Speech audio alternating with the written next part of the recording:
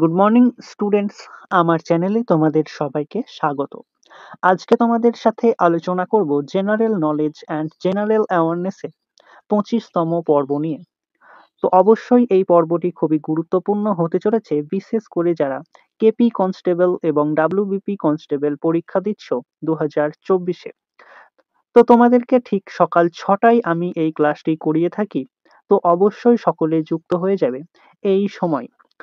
সমস্ত আপকামিং পরীক্ষার জন্যই এই ক্লাসটি উপকৃত হবে, যেমন Kolkata police constable, WBP constable, clerkship, miscellaneous সমস্ত পরীক্ষাগুলিতেই। কারণ যে প্রশ্নগুলি তোমাদেরকে আমি করিয়ে থাকি সেগুলি সমস্তটাই প্রিভিয়াস ইয়ারের কোশ্চেন থেকে এবং সেই সমস্ত টপিকগুলি থেকেই। তো চলো আজকের ক্লাসটি শুরু করি। তোমাদের প্রথম প্রশ্ন হলো, নিম্নের কোন স্বাধীনতা সংগ্রামী 63 দিন অনশনের পর মারা যান? নিম্নের কোন স্বাধীনতা সংগ্রামী 63 দিন অনশনের পর মারা যান? সঠিক উত্তর option C, Jatindranath Das. Chicago ধর্মীয় সম্মেলন সংগঠিত হয় কত সালে? কেপি কনস্টেবলে এই কোশ্চেনটি এসেছিল। শিকাগো ধর্মীয় সম্মেলনে সংগঠিত হয় কত সালে? সঠিক উত্তর অপশন বি, 1893 সালে। সেন্টার ফরেস্ট প্রোডাক্টিভিটি কোথায় অবস্থিত? ডাব্লিউবিসিএস এর কোশ্চেন, সেন্টার ফরেস্ট প্রোডাক্টিভিটি কোথায় অবস্থিত? সঠিক উত্তর অপশন এ, রাঁচিতে। কত সালের পর থেকে ভারতীয় আয়কর স্থায়ীভাবে নেওয়া চালু হয়? ডাব্লিউবিপি কনস্টেবলে এই কোশ্চেনটি বারবার আসে।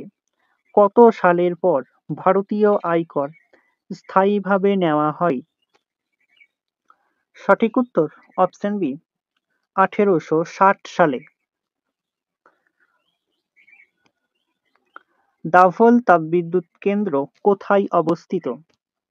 খুবই ইম্পর্টেন্ট কোশ্চেন। দাভোল তাপবিদ্যুৎ কেন্দ্র কোথায় অবস্থিত? সঠিক উত্তর অপশন ডি, মহারাষ্ট্রে। ইন্টারন্যাশনাল কোর্ট অফ জাস্টিস কোথায় অবস্থিত? ডাব্লিউবিসিএস এর question, international court of justice কোথায় অবস্থিত?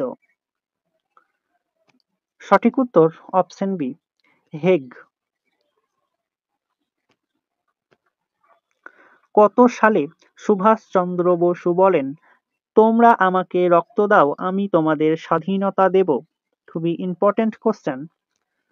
কত সালে সুভাষচন্দ্র বসু বলেন, তোমরা আমাকে রক্ত দাও, আমি তোমাদের স্বাধীনতা দেব? সঠিক উত্তর অপশন ডি, 1944 সালে। পৃথ্বীরাজ চৌহানের সভাকবি কে ছিলেন?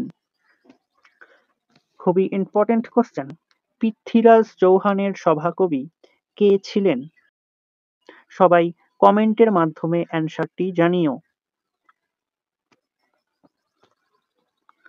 মণিকরণ ভূতাপ শক্তি কেন্দ্র ভারতের কোন রাজ্যে অবস্থিত?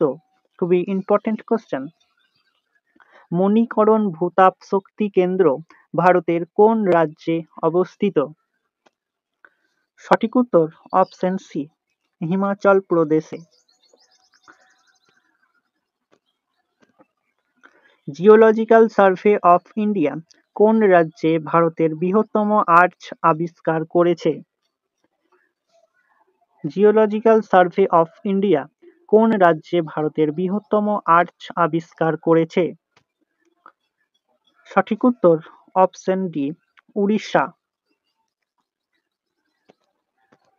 হিন্দু মজদুর সংঘ কে প্রতিষ্ঠা করেন? খুবই ইম্পর্টেন্ট কোশ্চেন। হিন্দু মজদুর সংঘ কে প্রতিষ্ঠা করেন? সঠিক উত্তর অপশন ডি, জি এল নন্দ। মারাঠা পত্রিকার সম্পাদক কে? মারাঠা পত্রিকার সম্পাদক কে? সঠিক উত্তর অপশন বি, বাল গঙ্গাধর তিলক। কৃষ্ণদেব রায় তার বিখ্যাত গ্রন্থ আমুক্তামাল্যদা কোন ভাষায় রচনা? কৃষ্ণদেব রায় তার বিখ্যাত গ্রন্থ আমুক্তমাল্যদা কোন ভাষার রচনা? সঠিক উত্তর অপশন এ, তেলেগু ভাষার। এশিয়ান কাবাডি চ্যাম্পিয়নশিপ 2023 শিরোপা কোন দেশ জিতেছে? খুবই important question. Asian kabaddi championship 2023 শিরোপা কোন দেশ জিতেছে? সঠিক উত্তর অপশন এ, ভারত।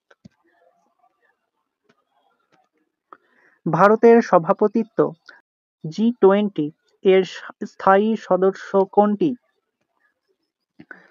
ভারতের সভাপতিত্ব G20 এর স্থায়ী সদস্য কোনটি? সঠিক উত্তর অপশন বি, বলিভিয়া। কোন মোগল সম্রাট ভগবত গীতা ফার্সিতে অনুবাদ করেন? কোন মোগল সম্রাট ভগবত গীতা ফার্সিতে অনুবাদ করেন? সঠিক উত্তর অপশন এ, দারা শিকাহো। চন্দ্রযান 3 কত তারিখে লঞ্চ করেছিল? চন্দ্রযান 3 কত তারিখে লঞ্চ করেছিল?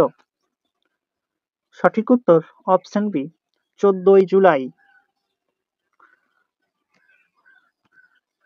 হিমালয়ের সমান্তরাল শৃঙ্গগুলির মধ্যে প্রাচীন কোনটি? হিমালয়ের সমান্তরাল শৃঙ্গগুলির মধ্যে প্রাচীন কোনটি? সঠিক উত্তর অপশন বি, হিমাদ্রি। স্টুডেন্টস, এই ছিল তোমাদের আজকের ক্লাসটি ভালো লাগলে বন্ধুদের সাথে শেয়ার করো এবং চ্যানেলে নতুন হয়ে থাকলে চ্যানেলটিকে সাবস্ক্রাইব করে পাশে থাকা বেল আইকন বাটনটি প্রেস করে রেখো ভিডিওর নোটিফিকেশন সবার প্রথমে পেতে।